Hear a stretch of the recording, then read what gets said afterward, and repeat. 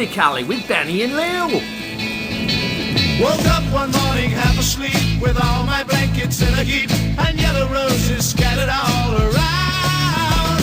The time was still approaching for I couldn't stand it anymore. So Mary goes upon my eider down. I'm just sitting watching flowers in the rain. Feel the power of the rain making the garden grow. I'm just sitting watching flowers in the rain. Feel the power of the rain keeping me cool. So I lay upon my side with all the windows. Wow, what a song to start with. Absolutely. Mr. Roy Wood, and we'll talk about him in a minute. First song ever played on Radio 1. By Mr. Tony Blackburn. Absolutely. There we go. I think it's a bit. I think he's a little bit like Keith Richards, isn't he? They go, we've really got to start wondering and worrying about what sort of world we're going to leave for Keith Richards. Same with Tony Blackburn, like, you know. Yeah. But the reason they Radio 1 started and played all that kind of music was because of all the boats that they had, you know, all them... like the boat that rocked the movie, you know. Well, obviously, I used to work in radio and that, and you have to learn the history, and it's dead funny because my mum talks about this as well, and this spans a lot of different subjects. You've got to remember that BBC, that was all you could get. Yeah, but it wasn't playing anything else, was it? No, it was playing all like even my mum said on the telly, it'd stop at a certain time. It'd be like it's playing Brahms and Chopin. But it was showing you around a stately home. Yeah, so it was when commercial came in, it started. So they had to do it whether they liked it or not because of that. What was it called? The one in the Radio Caroline. Radio Caroline, that's right. So anyway, digressing, and we're both actually very lucky enough to know Roy. Met Roy a few times. You've obviously worked with him. I mean, I've supported him a few times, and he's so humble. I mean, do you know? It's dead funny because you sit there, and obviously we met through a friend of ours, Danny. And yes, Roy's done a lot of work with the Philharmonic with me, and been around his house and all that. And he's the most humble character. And I still struggle now when I remember watching him on getting the Rock and Roll Hall of Fame, and then he's a normal. It's like two different people, but he is the musician's musician. He is, and he's not. And he does not want to be a rock star in any way, even though he looks like one, doesn't he? I mean, he looks like however he goes on stage. That's what he looks like when he gets up in the morning.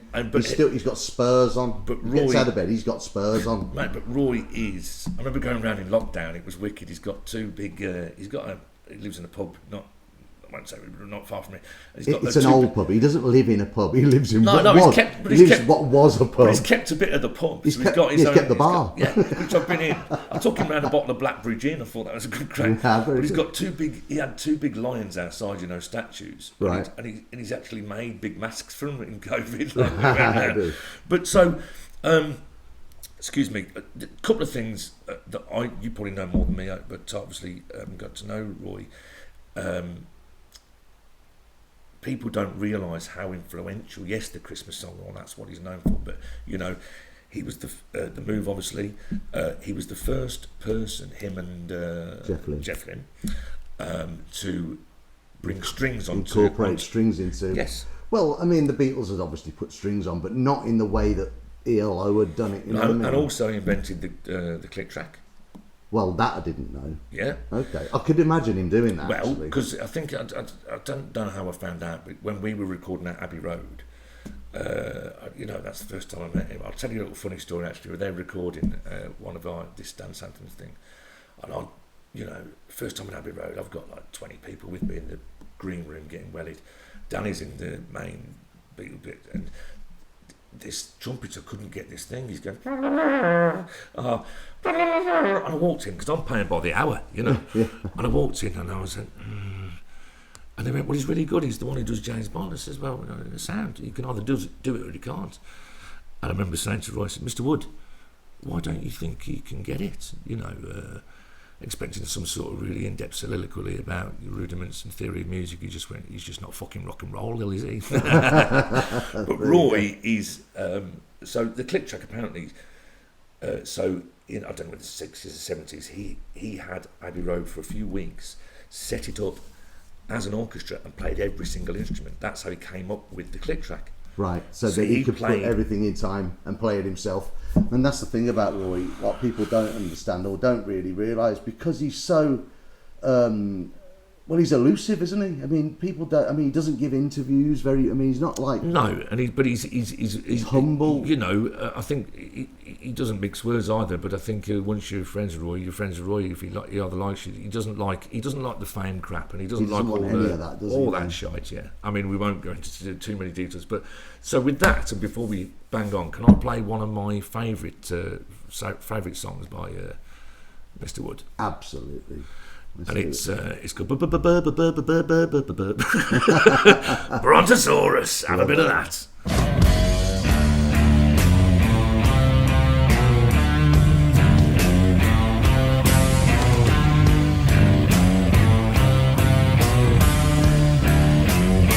Her sister used to hate it, so I never thought she'd make it. But she threw you off, supposing in a tangle wrapper. She will let you stroke her head, but if you move away, you're dead. It's just break you up before you realize it's happened. But she can really do the Brontosaurus. She goes really heebie-jeebies for us until you know what she's really got, so she can do it now. She can really do the Brontosaurus, and she goes really heebie-jeebies for us. But I know she can really rock, so do it now.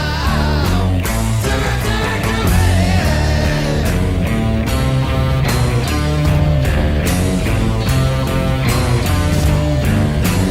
Her dad is getting old, and he seemed to lose control. When the Brontosaurus stormed into the house of Jabba, her sister used to hate it, so I never thought she'd make it until she shook you up exactly like a firecracker. And she can really do the Brontosaurus, and she can really for us until you know what she's really got, 'cause she can do it now. And she can really do the Brontosaurus, and she can really for us. Well, I know she can really rock, so do it now. Do it, do it, do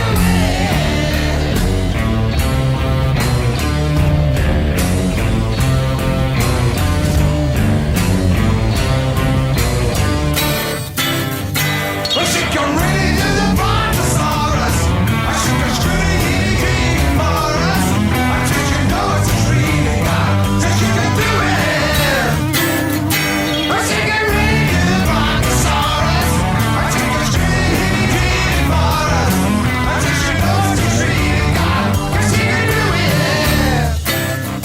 Well, she can really do the Brontosaurus, and she can really do the Brontosaurus, and she can really do the Brontosaurus, yeah.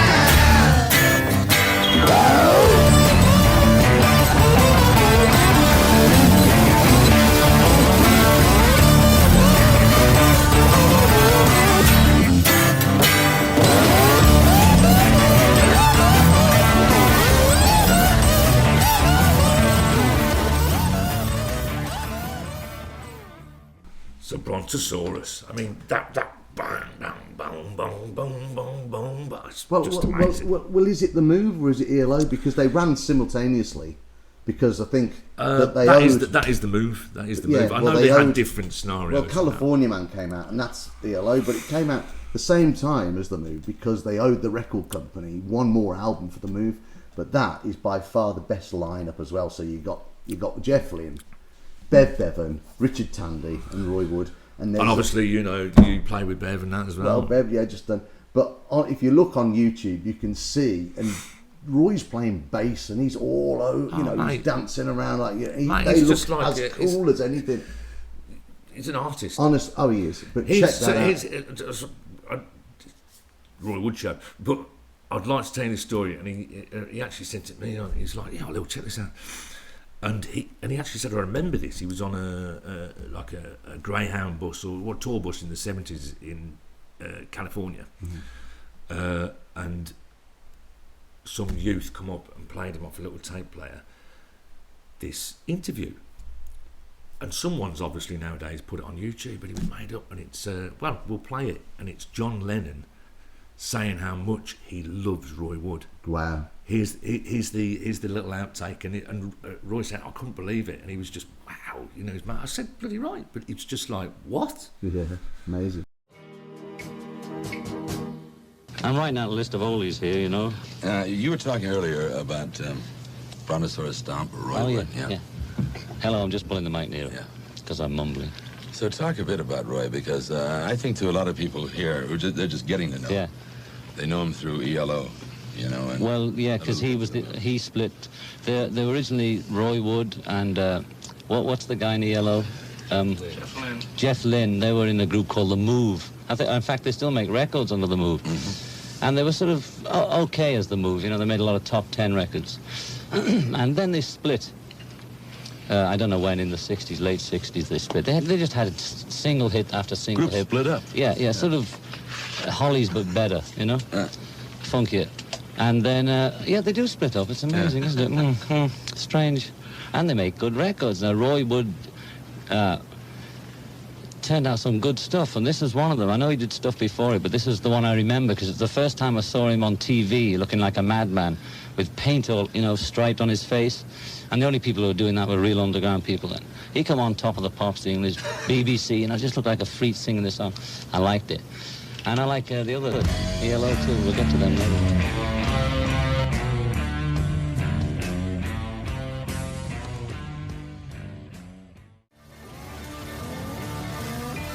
Okay, let's get back to work. With ELO, which is the next progression of Roy Wood, right? Right, this is Jeff Lynne. This is a few years later. And I think they once said they were taking off where the Beatles left off with Walrus, and I think this is a good result of it.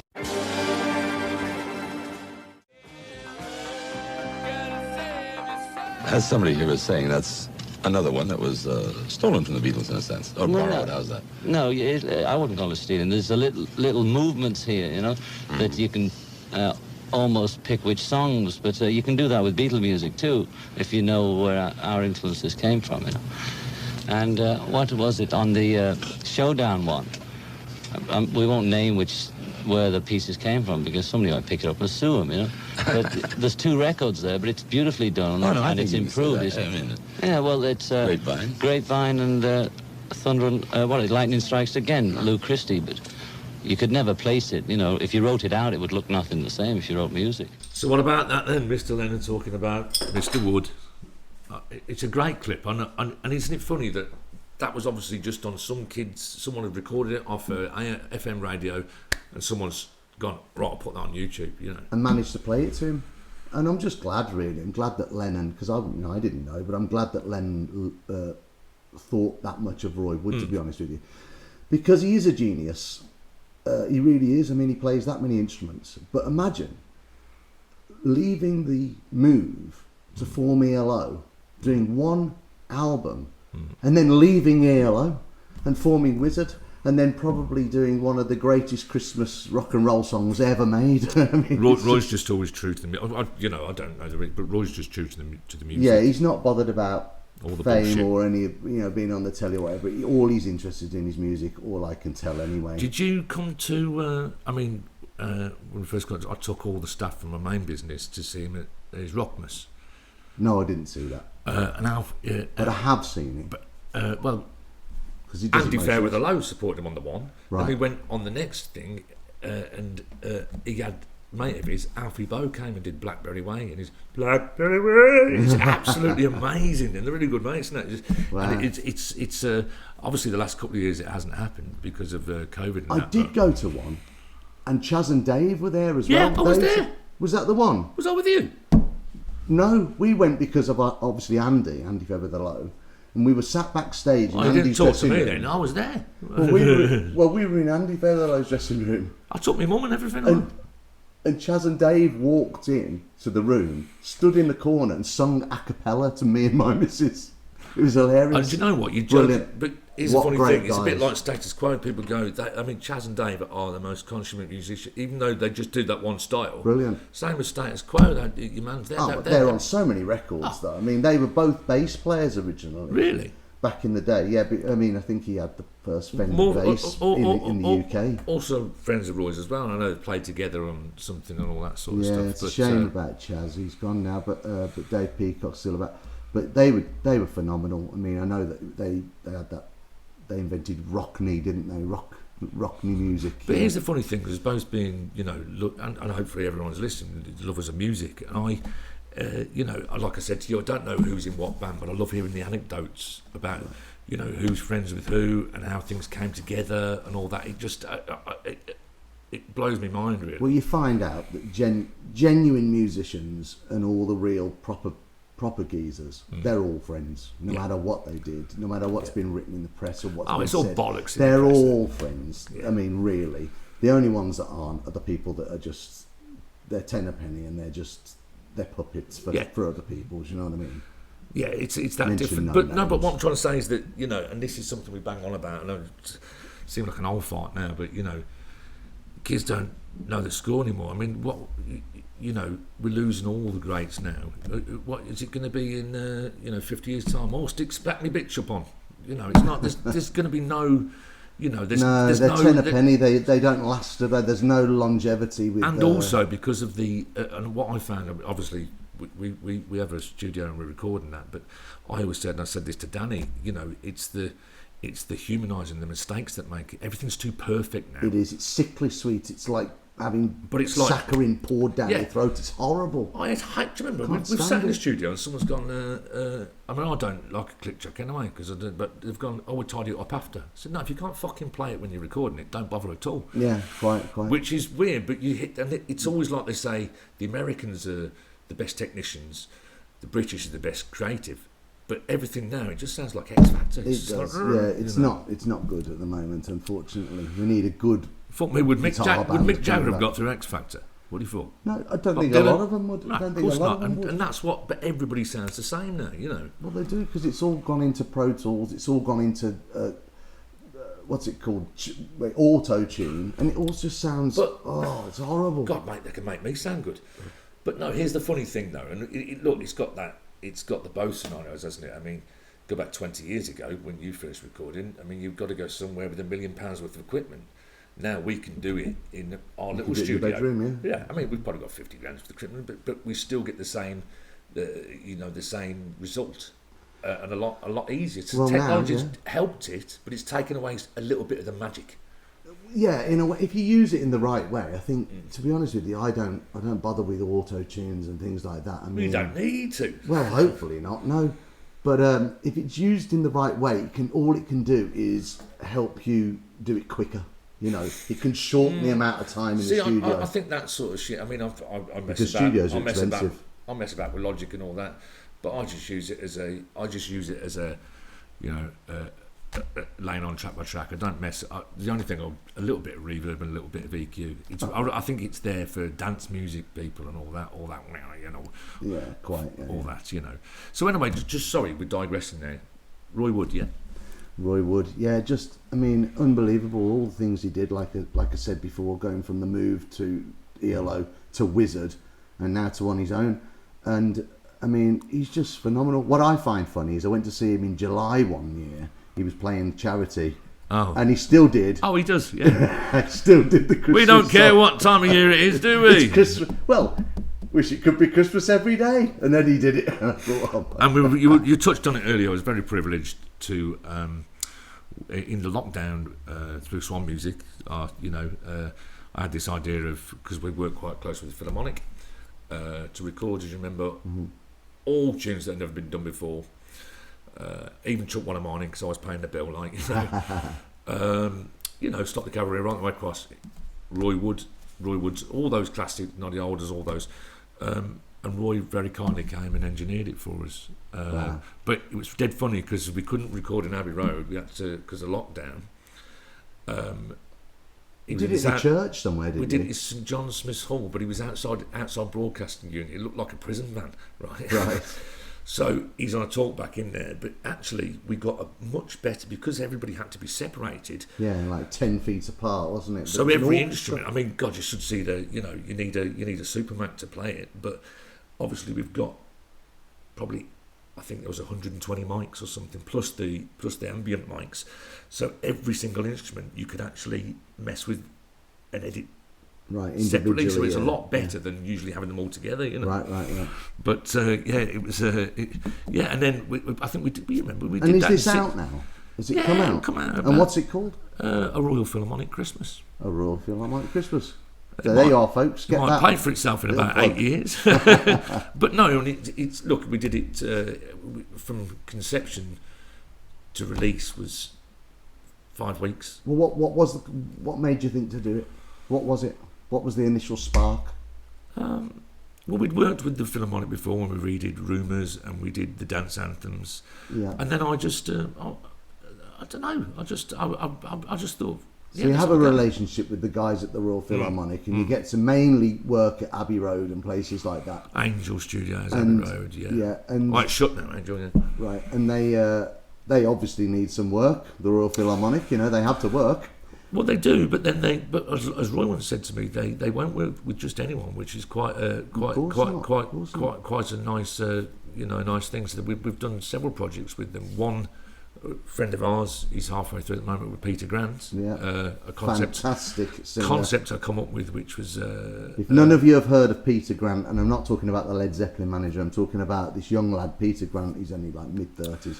He had a top 10 album when he was 16, but he is Sinatra. He's the modern day Sinatra. He's fantastic. Well, he makes Michael Bublé look like a cabaret singer.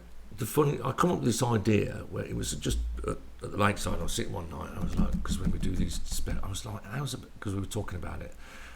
And I said, look, you don't want to just do another Rat Pack scenario, Goodfellas, that sort of crap. Yeah. I said, so I'll come up and I said, I might play the demo actually in his version to show you the difference.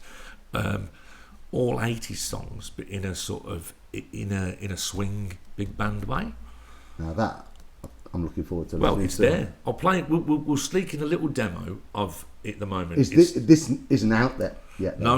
We recorded right. Pete's. Well, give us a song. What did they give us? One song that you did. What was the best one? Of an 80s one. Well, for me, it was the one I started with. It was A Little Respect to Erasure. Really? Wow. Yeah. What, with Pete Grant singing that? Yeah, I'll show you the two versions. Well, cannot wait to hear that. I still haven't found what I'm looking for. UB40, Red Wine. There's some real. Well, that's Neil Diamond. You know the story of that, don't you? Yeah. About UB40. I mean, why they did it. Because, no, I don't know why they did it. Well, it was a Jamaican guy that they heard a 7-inch from Jamaica of a reggae version of Red Wine. Thought, wow, this is great. And they saw N Diamond. They just thought it was some Jamaican dude. They didn't put two and two together. And then it comes out. He hates it as well. Have you heard him doing it live? He goes, this is it. You all think it's by some white reggae band, he says, but this is the proper version. Right. He goes, and then they go, you can't understand the words, what I'm saying. But quickly, while we're digressing, but let's play the, if that's okay, let's play, because it's not Christmas yet, but let's play you ahead of, it's not going to be out till next year, but let's play these, like the demo, how we were making it. Now shut the light, shut the shade. You don't have to be, don't be so afraid. I'll be your baby tonight. Don't you tell me no, don't you tell me no, don't you tell me no, so I hear you calling, baby, please. Give a little respect to me. It's strange, but it's true. I can't get over the way you love me like you do, but I have to be sure when I walk out that door. Oh, how I want to be free, baby. Oh, how I want to be free. How I want to tumble to the ground. I hear you say, I think we're alone now. doesn't seem to be anyone around. I think we're alone. The beating of our hearts is the only sound. So yeah, we're looking forward to that coming out. I mean, you've seen it on the computer. I mean, it's like 130 mics. So you need like a 30 grand Mac to even play it. So it's in production, and obviously that's through Swan Music, our label, which you were well. Which my only album to date has come out on. Well, you were kind enough to let us to come with us on that one, weren't you? Well, you were kind enough to put it out for me, so I can't thank you enough for that as well. Yeah, great. I tell you, well, don't get me wrong. I loved the Element stuff. I did, and that's when we first met. Deep Freeze is still one of my favourite tunes ever, but obviously knowing you a lot better then and working with you on that album means a lot. It means a lot to us. It really does. Bless you. That's great. Well, onwards and upwards, but yeah, that's not a bad little album. 2016, that was now when that came out. I know, 6 years ago. Can you believe it? Yeah, but I always say, mate, listen, you go about that because I get the fear. I'm 47 now. I'm not. I'm 45 because you can't count the last 2 years. No, we lost them. It's the COVID, wasn't it? So just can you do me a little favour then? So what would you like? Anything for you. Well, no, it's not all about you, but for me, we are going to have guests on each week. I think week 4 is when they start, isn't it? There are going to be some quite special people coming along. That's so. But can you do us one of yours? One of my favourites. What do you want to hear? Which one? Well, one of my favourites of yours was got a guitar here. Look at this. Three Wish Genie. Three Wish Genie, which was on the Elements album actually. It didn't come out, but it did come out as a B-side for the Thinking, Drinking, Singing album. So let's have a little go at that then.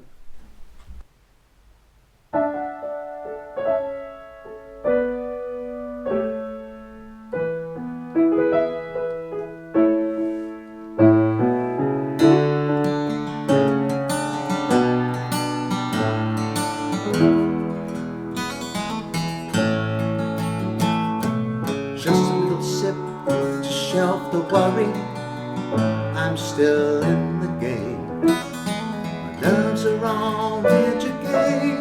Have another drink to ease the mind, take away the strain. And all in good time it will all blow over.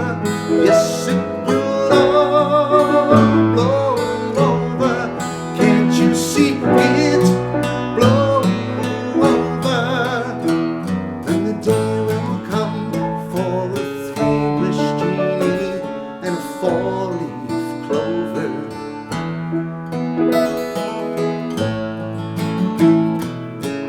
Have a smoke, tell a joke, it ain't funny yet you're laughing out loud. So you tell another one, but you get it wrong. The spirit's fine with everyone. Those days ain't gone, and it will blow over.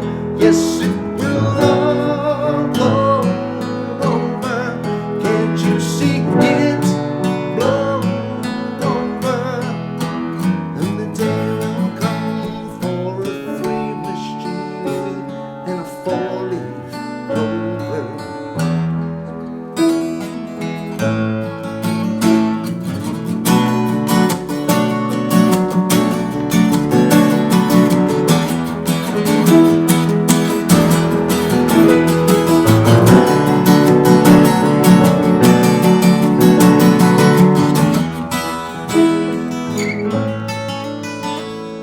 Have another smoke, tell another joke. Still ain't funny yet you're laughing out loud. So you tell another one, but you get it wrong. The spirit's fine with everyone. Those days ain't gone, and it will blow over. Yes, it will all blow over. Can't you see it blow over? And the day will come for a three-wish genie and a four-leaf clover. For a three-wish genie and a four-leaf clover. For a three-wish genie and a four-leaf clover.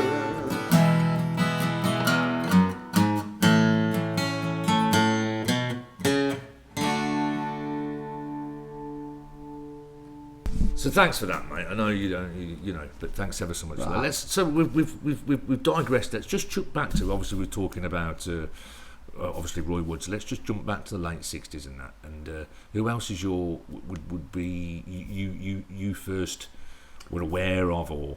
Well, obviously everybody. The Beatles, obviously. But Beatles for Sale on tape I had. did you? This happened once before when I came to your door. Everyone's a gem. Honestly, they were just. You couldn't have had anybody else in the Beatles. Once Ringo joined, that was it, wasn't it? And they were just a force to be reckoned with. But other than that, well, some Brummie groups. Let me tell you about some Brummie groups. I mean, other than The Move, which became ELO, and then Wizard, you've got Spencer Davis Group. Okay, Spencer. Were they Birmingham? Yeah, well, Spencer's Welsh. Keep on running, that one. Well, that's... Is that them? Yeah, Stevie Winwood, who's from Birmingham. Who's actually my friend Simon Biston's uncle. No way. Yeah, Well, and do you remember my mum telling you the other week? He used to play in the basement round That's right. Gaff. Yeah. Yeah, that's right. I remember your mum saying that. But yeah, Stevie Winwood, and don't forget, he was very young. He was about, I think when he sang I'm a Man and Keep on Running, he was like 15. I know, he was very young. So who else would have been? Were the Seekers from around here?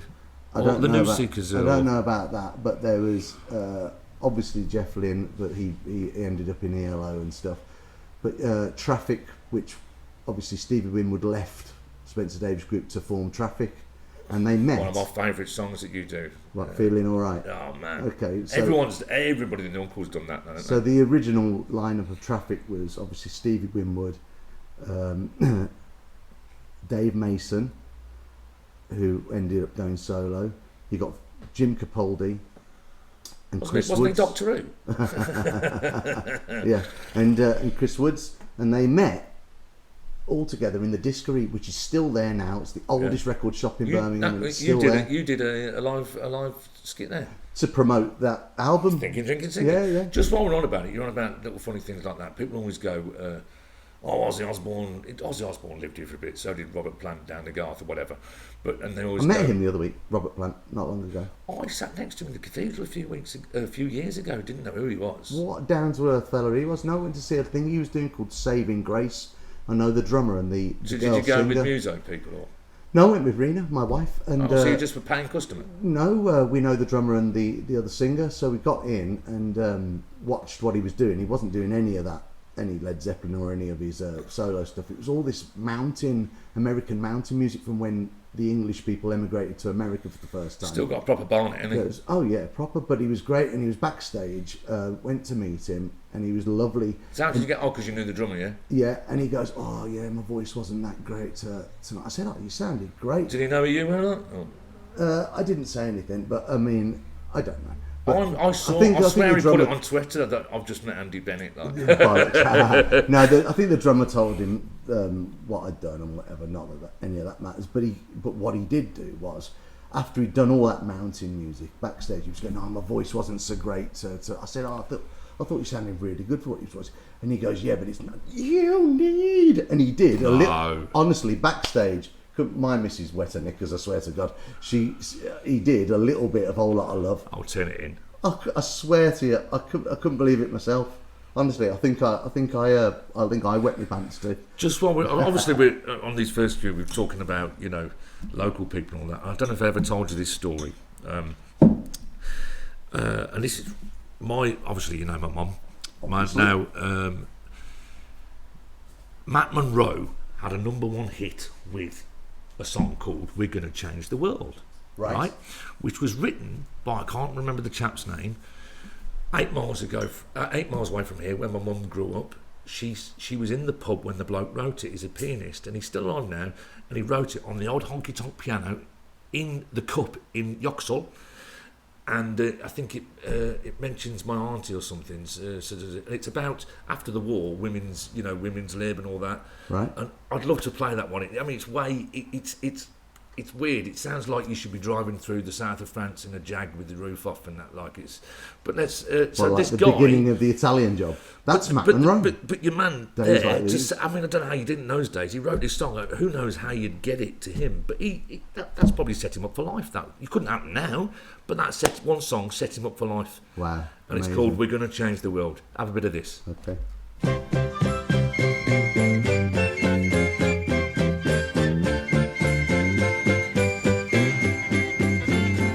Shirley would gulped down her breakfast, shut the fridge and joined the throng.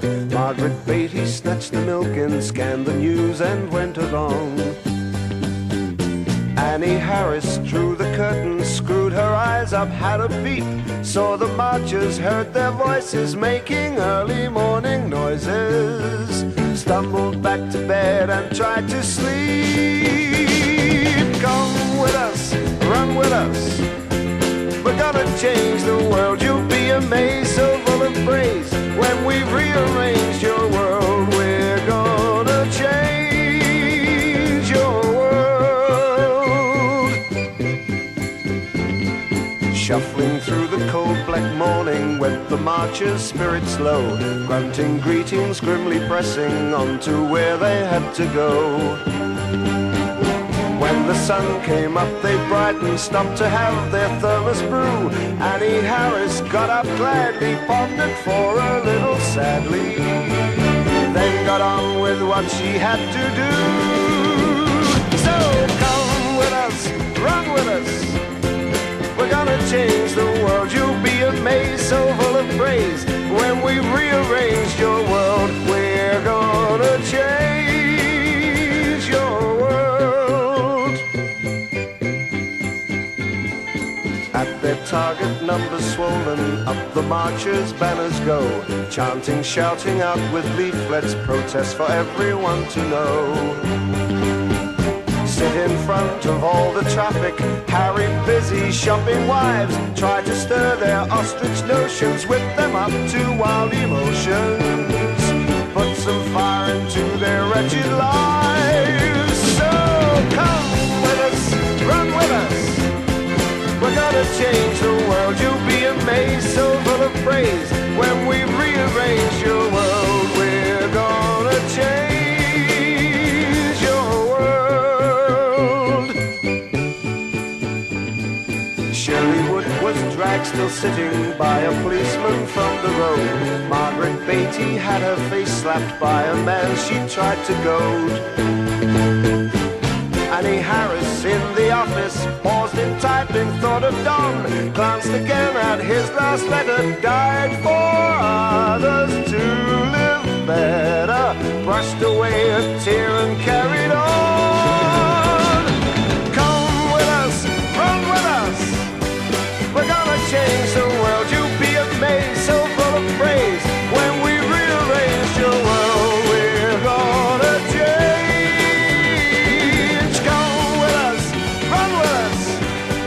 We're gonna change the world. You'll be amazed, so full of praise. When we rearrange your world, we're gonna change. So come with us, run with us, we're gonna change the world. You'll be amazed, so full of praise. When we rearrange your world, we're gonna change. So what about? That's amazing. Brilliant. Do you know? And Mum just pulled it out of the bag, and I was like, what? So that's about all the women in the village of Yoxall. Apparently all about the women in the village in Yoxall, and then you got Matt Monro singing it. I mean, unbelievable. You know, we're both students of music. I love certain things, but I'm so eclectic. I love all that behaviour. Oh, I love Matt Monro. I bought Days Like These, you know, not because of the Italian Job, just because I liked the track, you know what I mean? But he was a right drinker when he apparently, Matt Monro. Was he? Well, apparently, just before a gig, he fell down the stairs, right, with a brandy in his hand. Didn't spill a drop, broke his arm, went straight on stage and did the whole gig. Well, I hear. You've got to hand it to him. You'll have to Wikipedia that. No, you've got to hand it to him. But I mean, that there, I mean, it reminds me, and you can see where Divine Comedy get their influences from. Absolutely. Now, you can. There's I can't even tell you the geezer's name. Neil something right. or other. But see, you're on about that there. There's whatever they bring out, that will sell, but you never hear about them. But they amassed, oh God, God knows how much he got paid for that. It's not National Express. I bet they paid him loads. Like, Yeah. but do you know what I mean? There's a beautiful song. Sorry, it's probably your go, but it's a beautiful song they do, which I always say, and then I'll hand over to you after this. Do you remember Peter Starstead? Neil Hannon, that was his name. Do you remember Peter Starstead? Yeah. Right. Well, the Divine Comedy did a song after, which I think is like a response to that, called An English Lady of a Certain Age. Oh, so that was the song was called You talk like Summertime Again.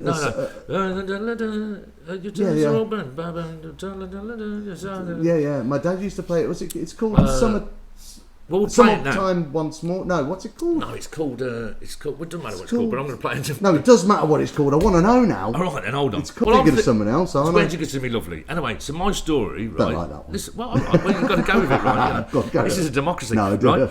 So, where do we go to, my lovely? There's a song I heard, and it's called An English Lady of a Certain Age, and I feel like it's almost a response. Now, you can imagine what I love about this. It's musically quite complicated, but it's bloke talking about this woman who's obviously from the upper class. They talk about, you know, your holiday in Cap Ferro and Capri, and you knock around with these people. You lived on a family your checkbook and a family tree, and it shows about her life. So you can imagine now down in Port Banús or Marbella, rattling her jewellery. She's on her own in a little flat because you know, doesn't see her kids, and I think it's one of the most poignant. Oh God, it sends shivers down. So this is my last one for today, but this I think is very similar to Your Man, but it's called An English Lady of a Certain Age, and it's the story of her life. And tell us what you think. Okay.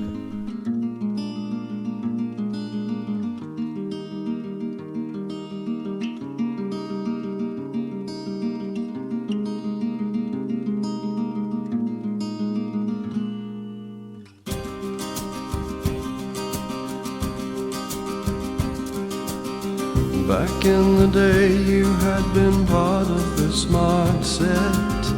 You'd holidayed with kings, dined out with starlets. From London to New York, Cap Ferro to Capri. In perfume by Chanel and clothes by Givenchy. You sip Camparis with David and Peter at Noel's parties by Lake Geneva, scaling the dizzy heights of high society, armed only with a checkbook and a family tree. You chase the sun around the Côte d'Azur until the light of youth became obscure and left you on your own and in the shade. An English lady of a certain age.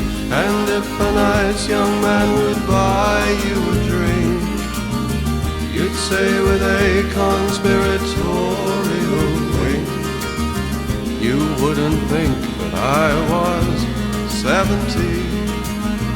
And he'd say, no, you couldn't be.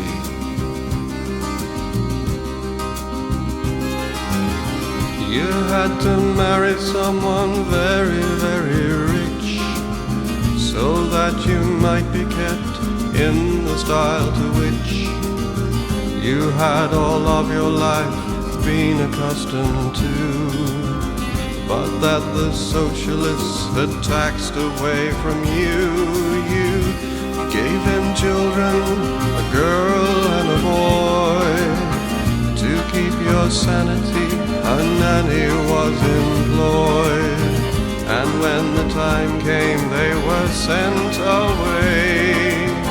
Well, that was simply what you did in those days. You chased the sun around the Côte d'Azur until the light of youth became obscure and left you on your own and in the shade. An English lady of a certain age. And if a nice young man would buy you a drink, you'd say with a conspiratorial wink, think that I was 63, and he'll say, no, you couldn't be.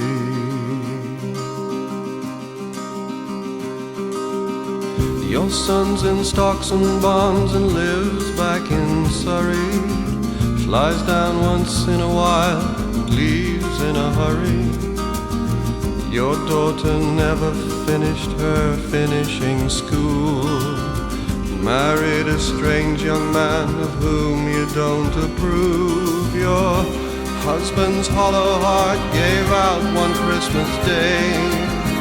He left the villa to his mistress in Marseille, and so you come here to escape your little flat, hoping someone will fill your glass and let you chat about how you chased the sun around the Côte d'Azur until the light of youth became obscured and left you all alone and in the shade, an English lady of a certain age.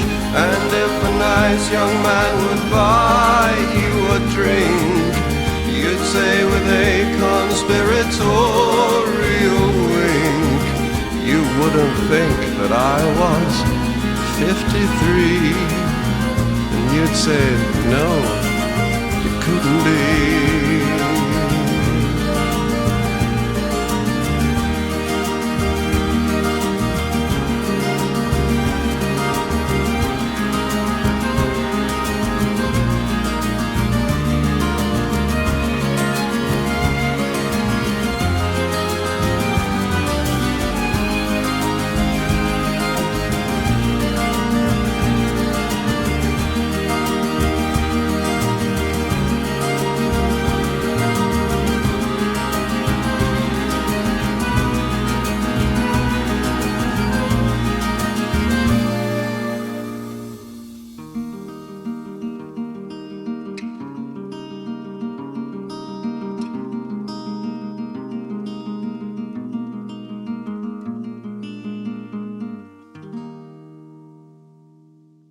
So that wasn't what you thought, what you were No, about? oh, well, I had no idea, and I never heard that song, but yeah, fantastic. No, I thought you were talking about Summer the First Time by Bobby Goldsboro. So not Peter Starstead's? No, Or not Divine at all. Comedy. Which is You're supposed to know what you're on about. Well, like. I know. Well, you know, we're learning together. Well, we're learning what's it together. called? But it's called Summer the First Time by Bobby Goldsboro, and it's about a 17-year-old lad that meets a 31-year-old lady, and you know, he knows nothing, she knows everything, and in the morning, he's a man. And you know what? He's a man. That's what Rod says he wrote Maggie May about. Well, He exactly. said I went to a jazz festival, they were called then. He says this old woman, she's about 40 or 17, she took me to, he says I lasted about 2 seconds and that was it. He says, and she probably don't even realise that song's written about her. So here we go.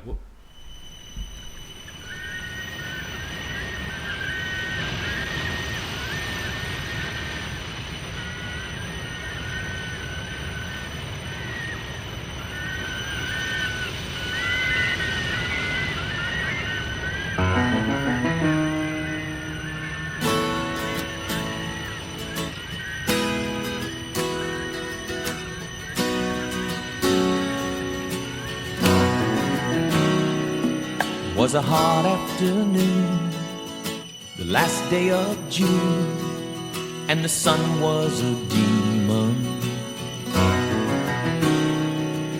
The clouds were afraid, 110 in the shade, and the pavement was steaming.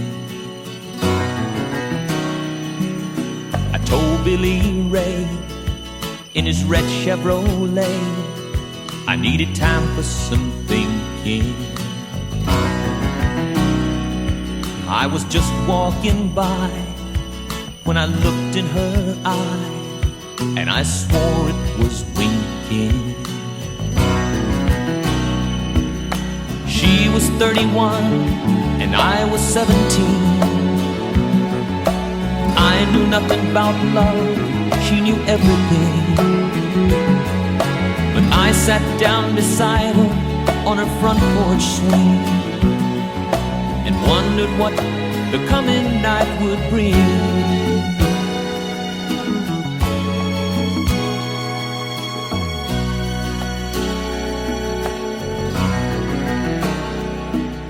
The sun closed her eyes as it climbed in the skies, and it started to swelter.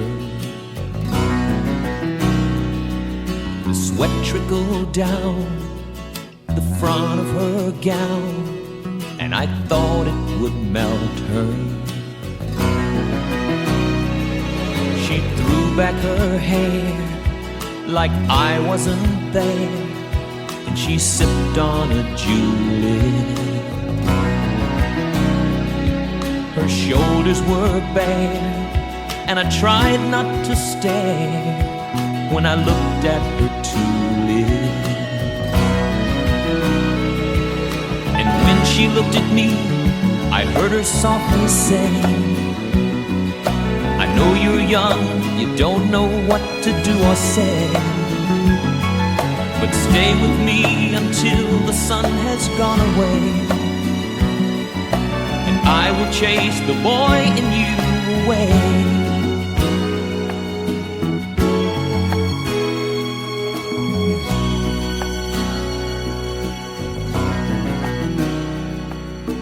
And then she smiled, then we talked for a while, then we walked for a mile to the sea. We sat on the sand, and a boy took her hand, but I saw the sun rise as a man.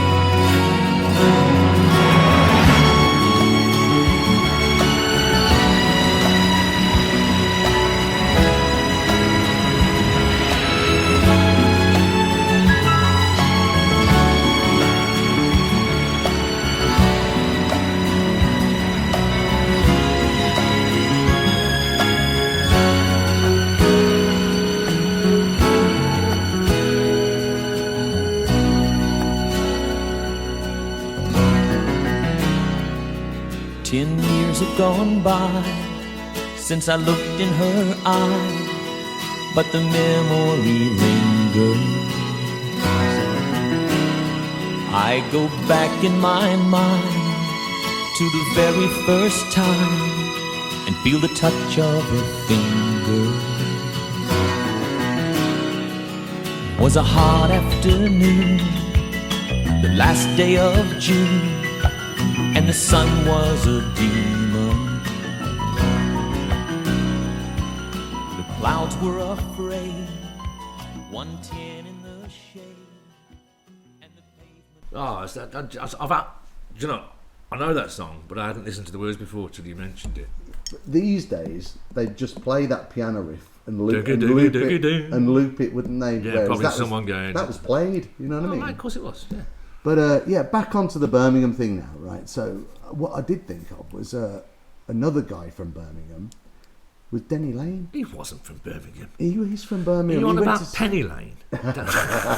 No, Denny Lane. Denny Lane, and he joined... Sorry, go on. Who was he originally with? Well, Denny Lane and the Diplomats, but no, the Moody Blues. And he got the sack in New York or something. Was that the thing when I heard... Well, I've no idea tells the story, about that. And he's walking around New York and he didn't know what to do. Sorry. Well, he was the singer in the Moody Blues. He sang their number one hit, which was Go Now.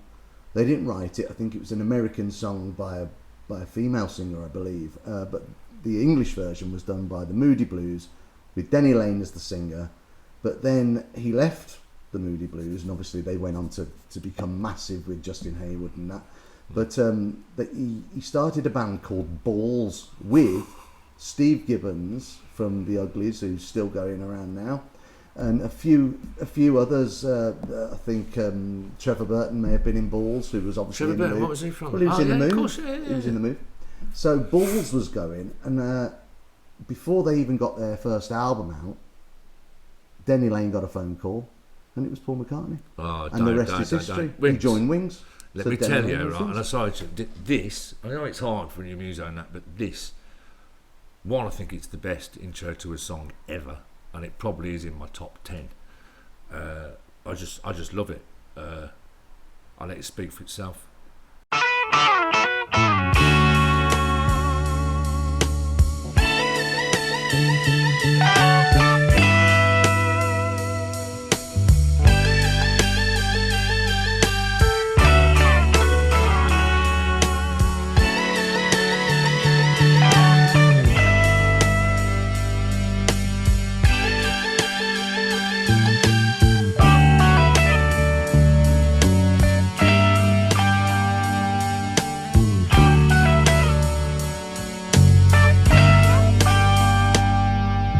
stuck inside these four walls,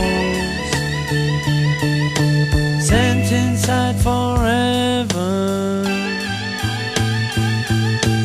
never seeing no one nice again like you, mama, you, mama, you.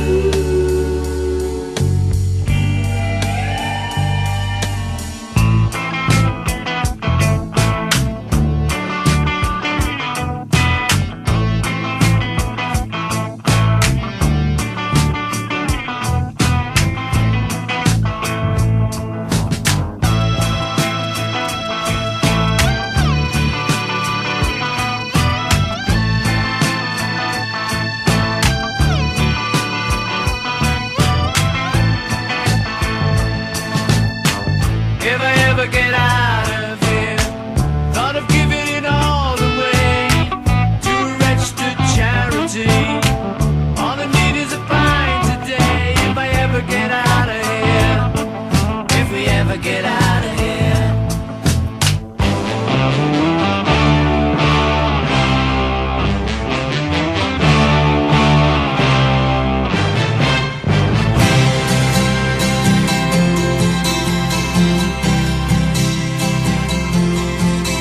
Well, the rain exploded with a mighty crash as we fell into the sun.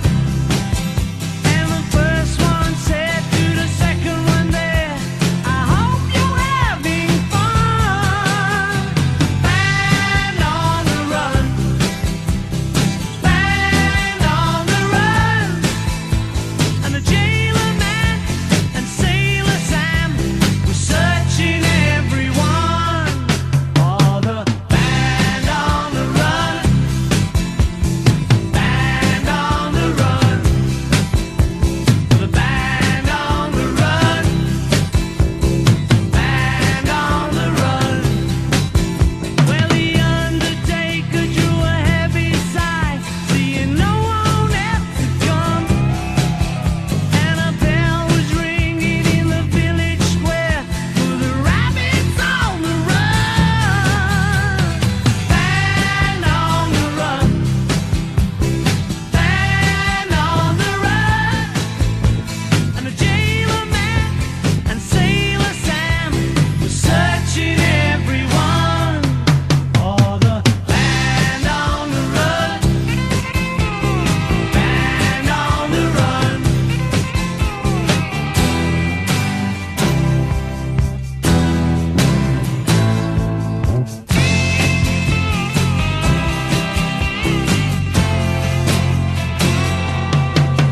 Yeah, the band on the run, the band on the run,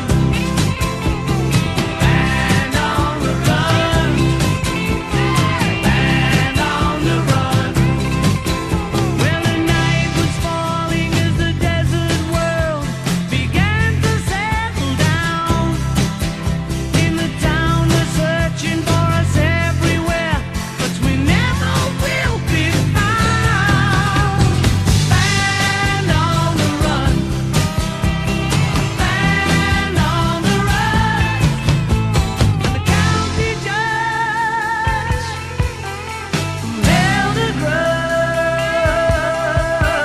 will search forevermore for the band on the run, the band on the run, band on the run, band on the run.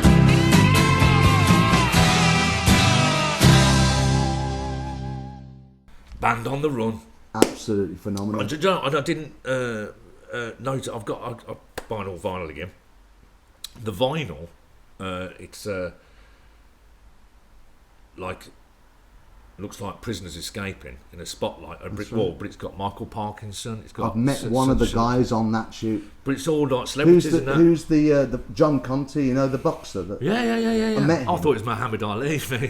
No, I met him one day. Yeah, Did you? did a gig with him. Yeah, he was Bloody doing hell, like an after dinner speak. Yeah. He's more like a stand-up comic. He's hilarious. He's Really? so funny. And I was doing the music obviously that night. He was brilliant, but he's on that picture. But shall I tell you about Band on the Run? The best thing about it is, obviously Wings was a 5-piece band. They're going to Nigeria, I think, to go and record Band on the Run, and 2 of the members quit. Saw the night before. documentary. Did you see it? And they still went, didn't they? Well, Paul McCartney just thought, "Fuck you." Well, he can't he? He was minted, wasn't he? Well, I yeah, mean, but he didn't get anyone else to play. He didn't get another drummer and another guitar sounds like player. you. He just went and played it himself. 'cause But you he can took play. Denny and Linda. But if you think back, let's talk about that for a second. If you think back, working class geezers, right? Back in the day, people jet set. They're either multimillionaires, MPs, or pop stars. You've got to remember. So they made that much money.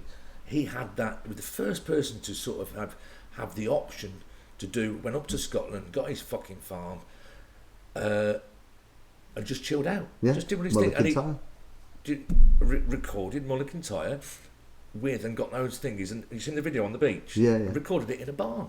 Yeah. And his missus, she couldn't play, so she learned to play. She learned to play and was really good as well in the end. I've got to But be yeah, honest, I know people give it Lennon. Hey, but you listen for to me, the it's live stuff, man. For me, it's McCartney all the way. Of course, but she learned to play, Yeah. and she did the backing vocals, and she's in time, and people did give her a lot of slack. But Well, they're going to, aren't they? yeah, of course. But Let she me tell you, did she didn't learn. scream down a mic like that other one. Yeah, she didn't. You've seen the clip with Chuck Berry? Yeah, Chuck's playing with thing, and he goes, With Chuck, Chuck. and she's got, she's in the fucking drum like that. It's and he the- says, it's the Dick he looks at her Cavett like, show. But he's like, John Sort, you fucking woman. Yeah. Have you Right, seen I the know one that. on YouTube where it says "Pussy Yeah. Whipped"? Yeah, it's called. Who's it? It's Bill Burr. And Oh, he goes, "Yeah, you want He's you hilarious. want your time. You want your time right. You know, it's your fucking time. Get yourself in order. I'll smack you so hard. Your eyes will It's great, but Yeah, it is. yeah. It's, I couldn't believe it. I thought it was made up. No, But you see, like he's playing there. He's doing like They do Maybelline Chuck- with yeah, his yeah. with his fucking hero. Yeah. Right. And John's brought his bird on. Who can't do nothing. And I mean, God but bless she you. didn't just sit at the back banging that drum. She came to the front and started yelling. Exactly. Oh But my and all God. the other band are giving it that. Yeah, John's going shit. If I say something, I'm in the shit tonight, aren't I? I never tell you. I mean, look. I mean, he could do what he does, but I mean, it was a bit cringeworthy, wasn't it? It was a bit, And you only get to see these unfortunately. things now. Obviously, Yeah. that wouldn't have aired over here back in the day. You know what I mean? Well, they don't. Oh, yeah. Well, it's like when you see, back in the day, like Sean Connery does whiskey adverts in Japan, never thinking that anybody would ever see them. Of course, now they're all over YouTube Quite, and shit. yeah, You know? quite, yeah. So anyway, so let's jump back. Can we just? I know we're not quite near the end of that, but we've gone all over the place today. But can we just talk about? And just got nothing to do with geography, but a good friend of yours is one of my favourites, and Gary Corbett, my business partner, one of his favourite artists ever, Mr. Andy Fairweather Lowe. Andy Fairweather Can you Lowe. tell me about the history of Andy? Well, he was only 17 when he sang his first hit. You know, I mean, What was that? well, his first big hit was "Bend Me, Shape Me," I think, and if Paradise 17.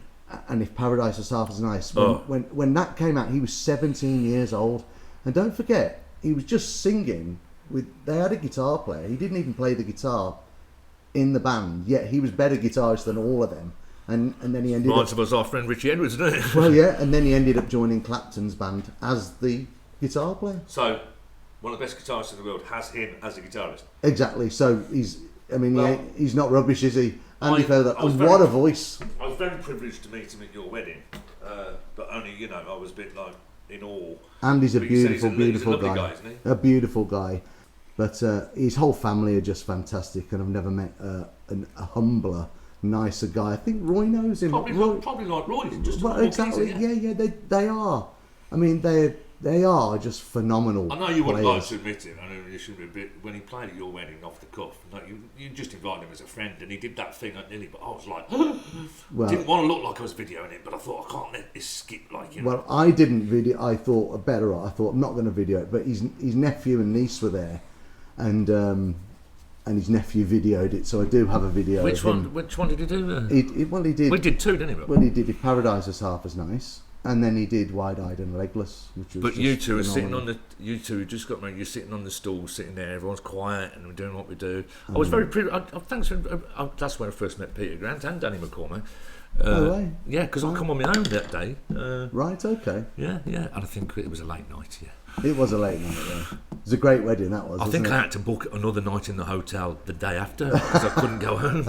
So can we hear one of Mr. Fairweather Lowe's? Yeah, let's play one of his. Well, in fact, let's hear Wide Eyed and Legless because brilliant. Here we go.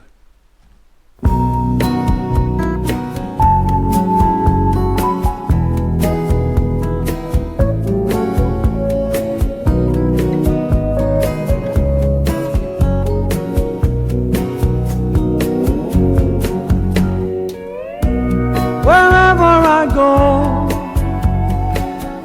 and whatever I do, I seem to spend all of my time trying to turn the black nights blue. Well, I'm tired of it all. It's the same thing every night. But the rhythm of the glass is stronger than the rhythm of life.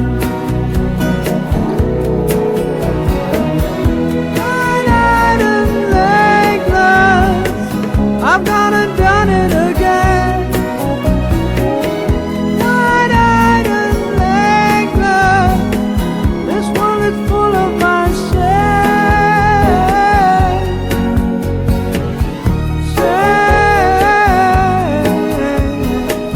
I can't get free from this chain. Whoa.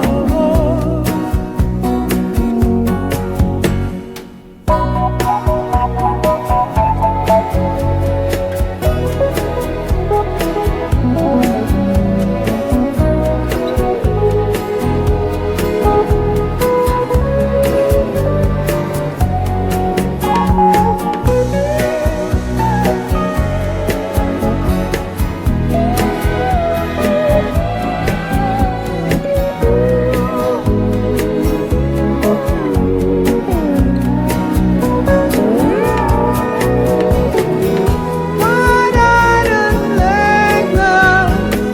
I've gone and done it again. Wide-eyed and legless. This world is full of my shame.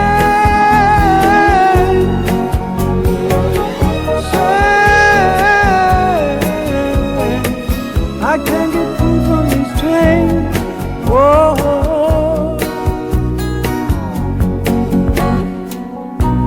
I've been here before, but this time it feels like the end. I should have known better, I know, but my memory's no friend. Well, I've tried everything that I know will get rid of this pain, and I can't understand why I'm wide-eyed and legless again. Wide-eyed and legless.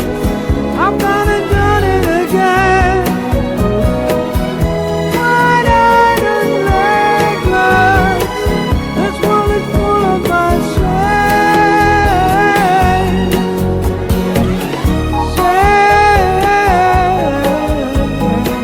I can't get free from these chains. Whoa.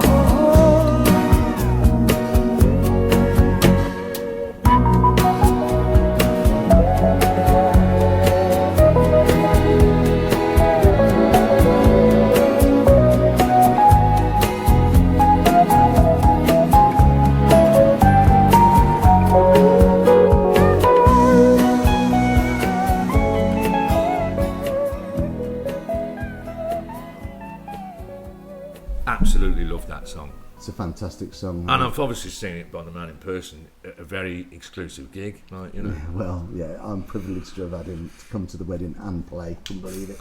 But that's what. But that was brilliant. I thought, what shall I do? I'll hire a band for the wedding. No, what I'll do is I'll put a back line up there, let the alcohol kick in, and watch the egos come out. Mate, if I'm ever, And it you know, worked. if I'm ever going that way, you know, but He's a candidate for the Philharmonic, actually. Sorry, just No, you know what? While you're doing all this stuff with the Royal Philharmonic, you've got to get Andy involved. Well, with if he'd do it, yeah. Well, but you've played with so many people unplanned, haven't you? Oh no. You have, and go on, tell us a bit. Go on, tell us who you played with. I played. I missed the first one, but my mate's brother had died, and I got the wrong week. We were supposed to be burying him in Key West. I said, "What time have I got to be there tomorrow?" Because no, it's next week, you dickhead. So I took a train all the way across across America, Rocky Mountains, all that behaviour. And I was going to see a friend of ours. I'm trying to think who I've played with. Yeah. So we dropped into. I was too welly to go around his. Talk about now. Too welly to go around his house. Landed in Chicago. I'm standing at the Hilton Towers. I was like, "Oh, there's a blues club around there. Buddy Guy's Blues Club, right?" So I walked in. He's there. "How do you do, Mr. Guy?"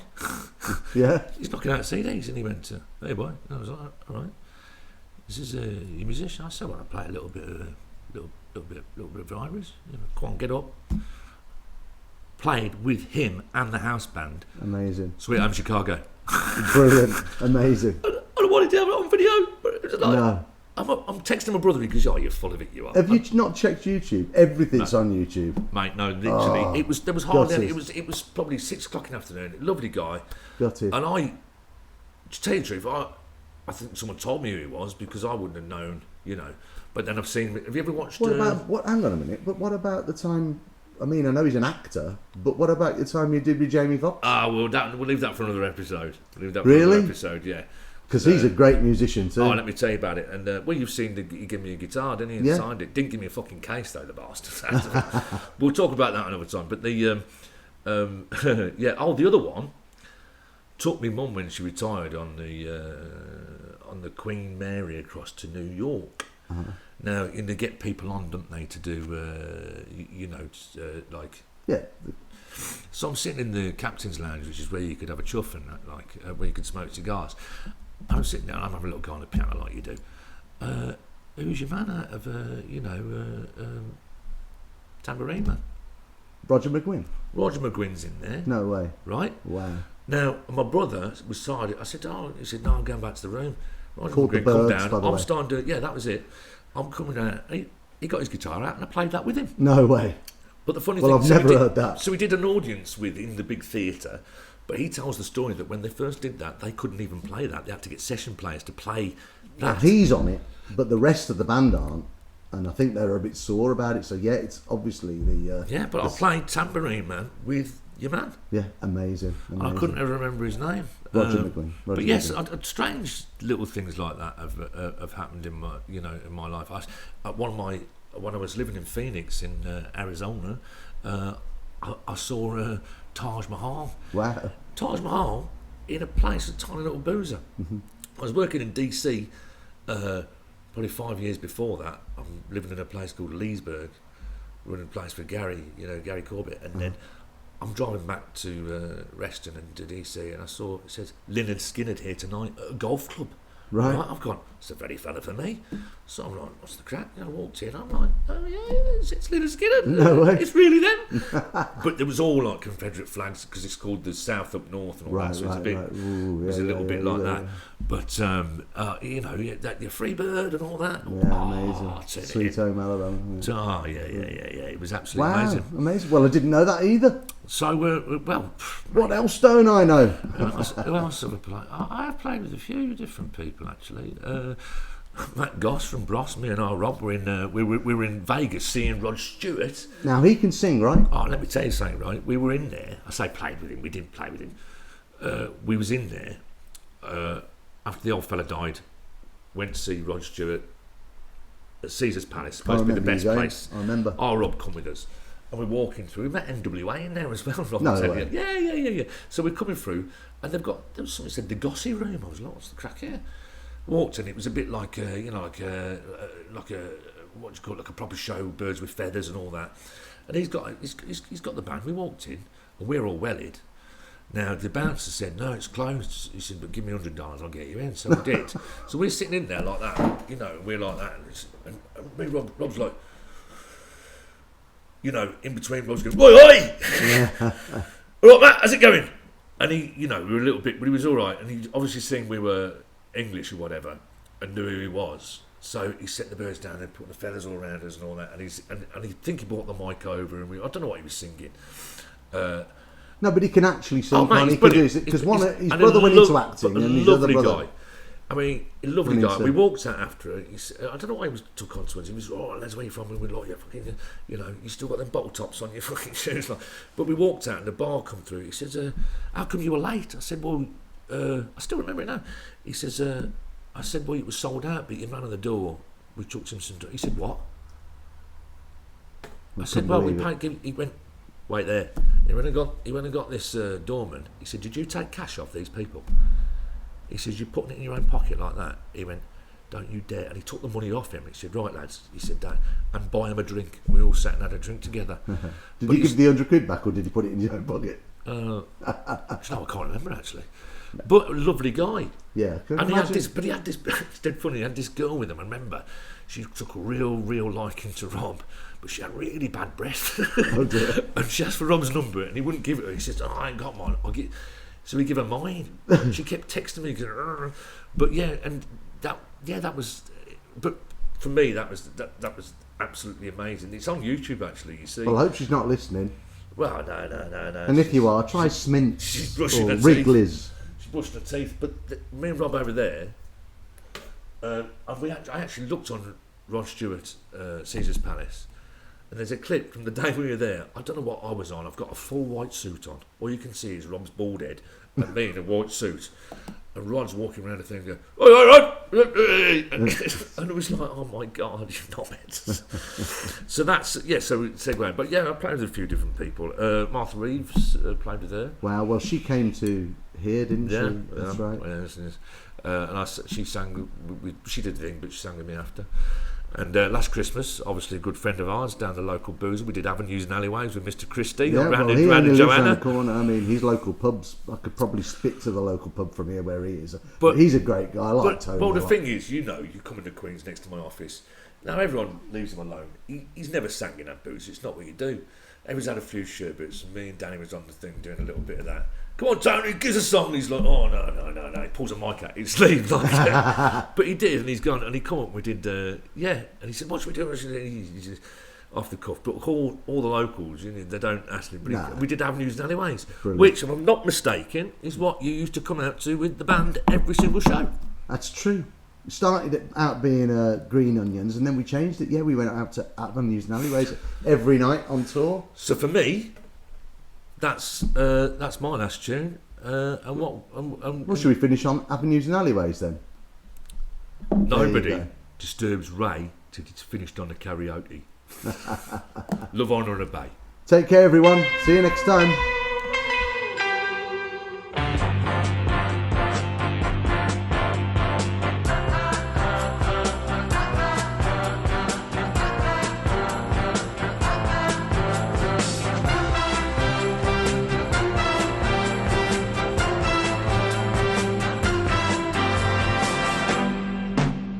Sleep like a baby, my little lady. Dream till the sunrise creeps into your eyes. Dream till the sunrise turns on the day. In the avenues and alleyways, while you sleep, there's a whole world coming alive. Abel and his brother fighting one another in and out of every dive. The avenues and alleyways, where the strong and the quick alone can survive. Look around the